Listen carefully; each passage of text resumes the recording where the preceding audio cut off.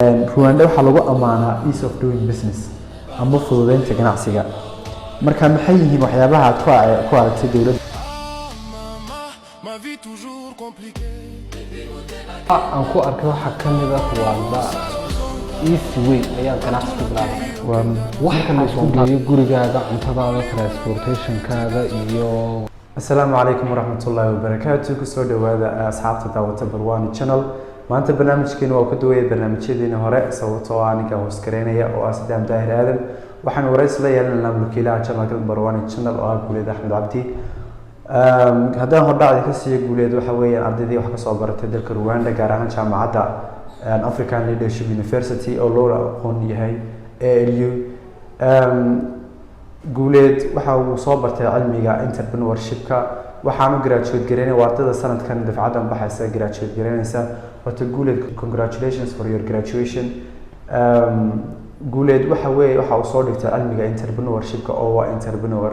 marka muddadii lagu jiray waxbarashadiisii Rwanda iyo joogistiisii Rwanda waxa uu research badan ama cilmi baaris badan ku soo sameeyay ganacsiyada possible-ka ee laga bilaabi karayo Rwanda ee Soomaalidu qaban karto iyo kuwa already laga bilaabay. marka qaybta koobaad waynu gudagalnaa intaan ganacsiga inaan ka sheekeynin waxaan doonaynaa in waxyaabo yar aan ka weydiino dhinaca waxbarashada iyo fursadaha ardayda ee Rwanda.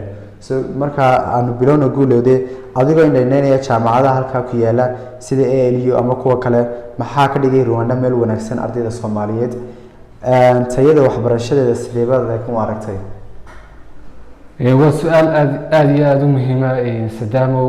marka Rwanda la joogo ardayda Soomaaliyeed way ka faa'iideysan kartaa waxbarashada sababtoo oo ah Rwanda waxbarashadeedu meelaha kale aad bay uga jaban tahay. sababtoo ah Rwanda waxa ku jirta waxa la yiraahdo East African Community ay dawladda Soomaaliya ku jirto marka baasaboor Soomaaliya ku socoto marka qiimaha ardayga laga qaado Rwandiiska ayuunba aadna laga qaadaya ama software engineering baro ama electrical engineering ama political science ama mass media wixii aad rabto waxa ardayga Rwandiiska laga qaado uunba laga qaadaya. sababtaasay Rwanda uga duwan tahay meelaha kale marka waa taata ka dhigtay Rwanda meel ardayga Soomaaliga uu waxbarashadeeda ka faa'iideysan karo sababtoo ah nolosheeduna way iska jaban tahay saab qaali uma sii aha laga reebo maciishada nolosha guriga waa iska normal. sax badanaa ardayda doonaysa in halkan imaadaan wax isweydiiyaan sidaad kaga dhawaajisaba qarashaadkaas marka qiyaas ahaan imisa ayaa ku kacda qofka noloshiisa haddaad tahay international student? wallahi haddaad tahay international student wadanka Rwanda degaya wax ka baranaya marka la isku geeyo gurigaaga, cuntadaada, transportation-kaaga iyo waliba waxbarashadaada $300 lacag gaaraysa ayaa bishii si fiican oo wanaagsan aad ugu noolaan kartaa. sax waxa ku jira housing-kaagii, transportation-kaagii, waxbarashadaada iyo travel-kaagii dee meelaha aad tagtay ilaa shaaxintaada. marka dee markan leeyahay $300 ardaydu way isla degtaa waxba la isku darsada. sax marka kelida dee culaysku kuma fuulayo. sax marka taas in la ogaada fiican aynu ka dhawaajinay in wax la isku darsado. waa gartay. marka jaamacadaha ku yaala Rwanda ma jiraan qaar deeq waxbarasho ama scholarship bixiso ardaydu ka faa'iideysan karayaan haddii jiraanna maxaa kamid ah? wallahi jaamacadaha waxbarashada deeqda waxbarasho bixiya waxaa kamid ah ALU oo dadku inta badan u yaqaanaan African Leadership University iyo jaamacad kale oo iyada ku agtaalo Cartmillan University la yiraahdo oo iyaduna waxbarashadeedu ayba kaba sii sareysa ALU. sax horta labadaas waan hubaa inay deeq waxbarasho bixiyaan kuwa kalena dee qiimahoodu waa dhulka oo deeq waxbarasho kama dhacaanba. sax oo sida iminka University of Rwanda oo kale waa jaban tahay UNILAC mid la yiraahdo kale haddaad xitaa software engineering mechanical engineering baranayso master xitaa haddaad baranayso $50 wax saas oo bishii bixinaysa. sax oo dee meel $50 master lagu dhigto horta dee way yar tahay. aad iyo aad marka jaamacadaha Rwanda waa jaamacado iska raqiisa laakiin tayada waxbarashadu ay aad u fiican tahay sababtoo ardayga dabagal baa lagu sameynayaa haddaad maalin xanuunsatay dhakhtarka dhakhtarka tagtay prescriptionkiisii noo keen baa lagu odhanayaa waa wadan jawi iskale oo aan jam iyo buuq iyo waxaa lahayno aduu waa environment waxbarasho loogu talagalay. sax marka aanu ka dhahanay halkaas in waxbarashada ama jaamacadaha Rwanda ay affordable yihiin kuwaas oo tayada waxbarashadooda ay sareyso. marka haddii aan scholarship waxtaalada helin lacagaha kale baad wadanka jaamacadda ku dhigan karto kale halka waad kaga dhigan kartaa iyaga oo ka raqiisan. waa sax iminkana waxaanu gudbi doonaa dhinaca ganacsiga iyo maalgashigaba. Rwanda waxaa lagu amaanaa ease of doing business ama fududeynta ganacsiga. marka maxay yihiin waxyaabaha aad ku aragtay dawladda Rwanda oo sahlay in qofku ganacsi ku bilaabo saacado gudahood? waxyaabaha aan ku arkay waxaa ka mid ah Rwanda easy way ayaad ganacsi ku bilaabi kartaa. waxaad doontaad bilaabi kartaa. haddaad doonto aanashiid baad iibin kartaa ood meel miis la fadhiisan kartaa. sababta waxaa keentayna waa lagu soo dhaweynaya waxa lagu tusayaa adigoon wadankii u dhalan lahaansho inaad wadanka u dhalatay oo kale sidii qof wadanka u dhasho kale lagu soo dhaweynayaa. markaad bilaabaysa ganacsiga wax badan lagaagama baahna. 5 sano ayaa lagu sameynayaa cashuur dhaaf oo intaad waxaagii dee kasoo celishanaysa meesha. waa privilege ilaan waxbaa kaa galay. absolutely waa dad garanaya qiimaha qofku leeyahay iyo qiimaha dadku ay wadankooda kusoo kordhinayaan. sax haddaad maqli jirtay dee qofkaas qiimihiisii buu karta oo wadan qiimihiisii karta. sax markaa Soomaalidu ganacsi way ku leedahay waynan u gudageli doonaa ganacsiyada ku leedahay. ganacsiga Soomaalidu waa ku leedahay. haddaan su-aal halkaa raacsan ku weydiiyo marka loo eego dalalka kale ee Afrika jawiga maalgashiga ee Rwanda waa sidee? maxayse yihiin ganacsiyada ugu faa'iidada badan maanta ee dhalinyarada Soomaaliyeed aad kula talin lahaydeen haddii halkaa tagaan inay bilaabaan? wallahi ganacsiya any type of ganacsi of business waad ka bilaabi kartaa. ganacsi nooc kasta waad ka bilaabi kartaa. laakiin ganacsiyadaas qofka Soomaaliga anfacaya haddaynu u galno waxay noqon karaan beeraha oo kale. iminka Rwanda oo kale waxay caan ku tahay beeraha. waa dhul wax beerasho, waa dhul rooban, waa dhul ciidiisu u diyaarsan tahay in ay wax ka baxaan.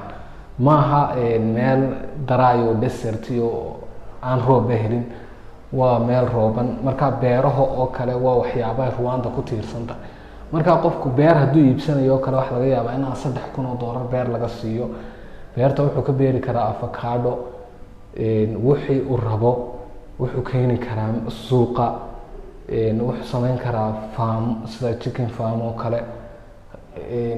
Rwanda waxaad ka beeri kartaa oo kale kafeega adduunka aad u dhoofin kartaa. kafeegu waa shay aad iyo aad u muhiim oo aad adduunka u dhoofin karto. sax marka waxyaabahaasi waa ganacsiyada Soomaalida anfacaya. weliba waxa ku jira hoteelada inay shirkado waaweyn tagaan ay guryo dhisaan. waxaasoo dhan waxyaabaha laga ganacsaday ka mid yihiin.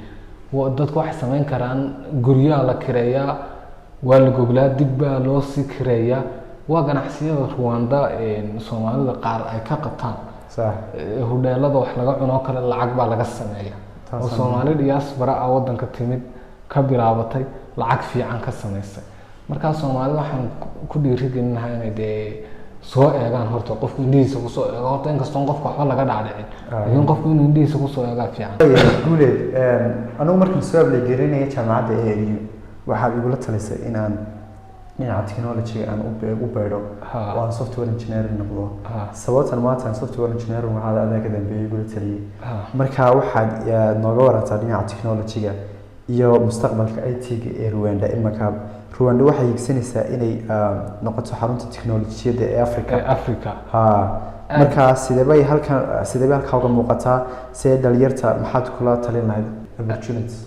aad iyo aad baad u abaartay Sadaamo. Rwanda waa saa sheegtay waa wadan tiknoolajiyadda aad ugu muhiimsan. number 1 Africa waa xarun tiknoolajiyad gebigeeduba.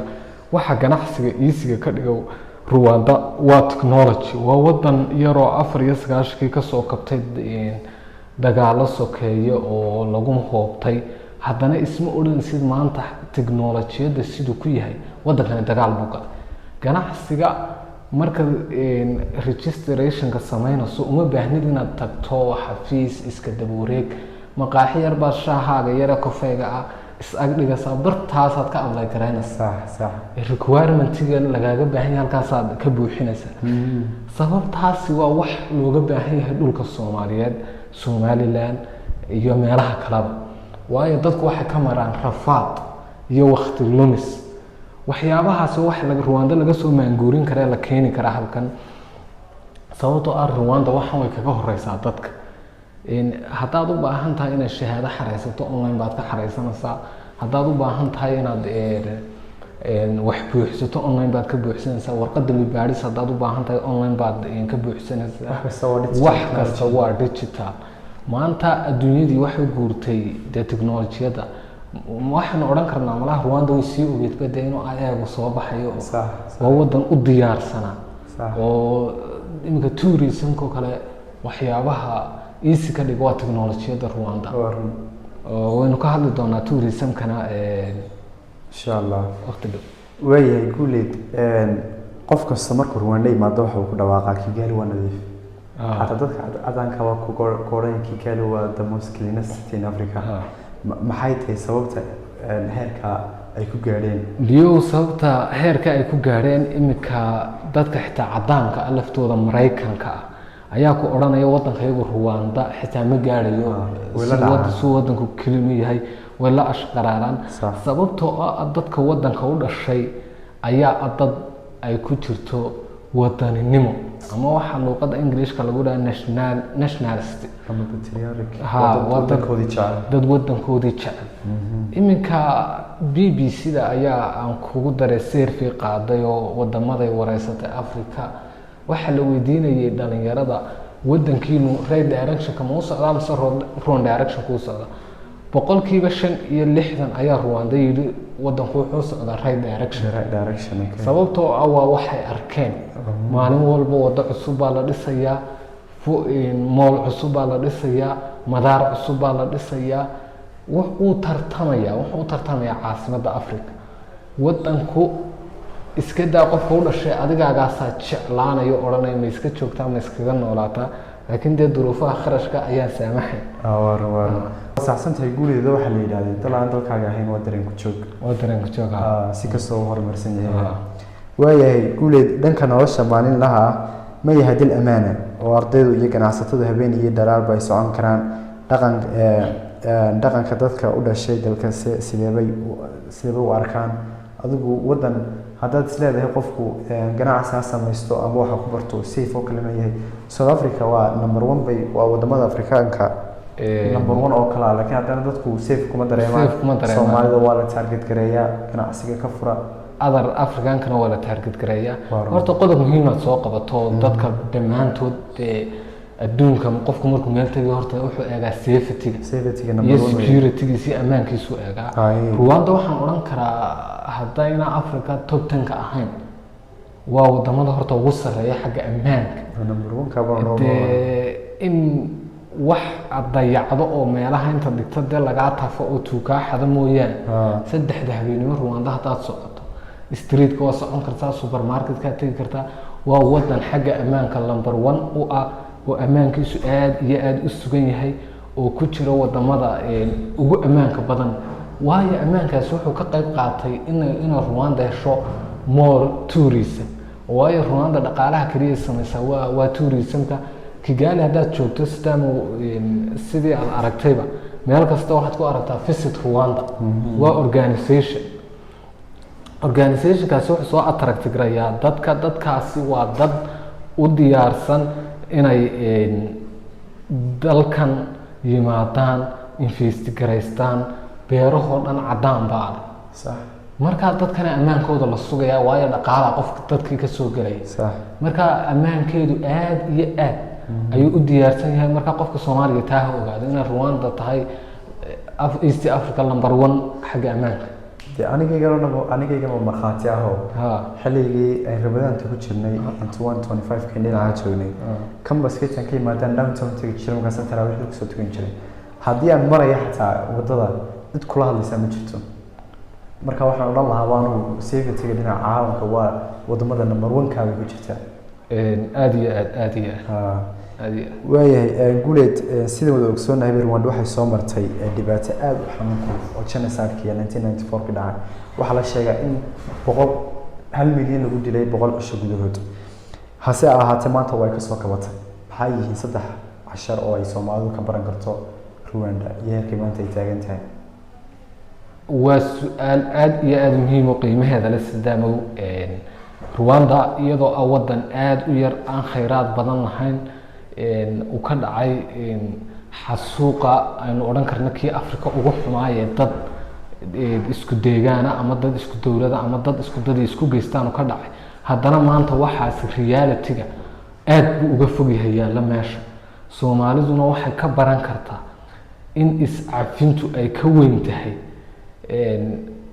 in la isku dheganaado talabaadna waxa laga baran karaa in mustaqbalka iyo in horumar la sameeyo ay ka weyn tahay in la isku dheganaado oo dagaal uu lagu jiro صح saddexaadna waxaynu odhan karnaa Soomaalidu waxay ka baran kartaa Rwanda in loo dhaqaaqo meel laga dhaqaaqo inay ka muhiimsan tahay inaad halkii shalay aad ku jabtay uun ataagnaato Soomaalida badankeedu cashar nolosha kama bartaan oo hadduu civil war wadanka ka dhaco halkii un baa laga miisa marka in meeshii laga dhaqaaqo yididiilo la yeesho oo anaa reer hebel iyo qabyaalada lala tago maxaa taqaanaa loo gudbo oo caalamka laga tartamo taasi waa tu Rwanda laga baran karo qofka shakhsiga ah ka baran kara صح oo aad iyo aad bay muhiim u tahay wixii wadanka ka dhacay maanta imka garoonka ama hore stadium la yiraahdo 94 wuxuu ahaa